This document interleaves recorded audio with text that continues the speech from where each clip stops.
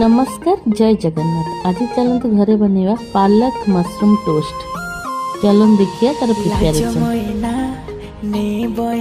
अलग दिन तो पालंग शाग मिलूँ बट शीत दिन पालंग शागर जो सीजन मुझे पालंग शागर विभिन्न भेराइटी डिशेस शिखर कै पालंग शाग विटामिन ए सी के रोचे जोटा कि बोन है और इम्यूनिटी सेल ग्रोथ विजन बहुत भल एमती विभिन्न भेराइटी करदे छुआ भी खाइब तेणु लभ्य एमती करदे से खाईदे एमती तार शागटा प्रिय तेणु एमती करदे भी भल आम बड़ मान भी शागटा भल। तो देखो आमर फिलिंग्स तो प्रस्तुत हो गला टोस्ट एबे चलतु ब्रेड उपर दे एंजॉय करवा। आपण मानक जब मो रेसिपी गुड़िक भल लगुव एमती नुआ नुआ विभिन्न रेसिपी पर मो चैनल को निश्चय सब्सक्राइब करेंगे। देशी विदेशी सब प्रकार रेसिपी आपण मानक आने चेष्टा करी। रही जय जगन्नाथ।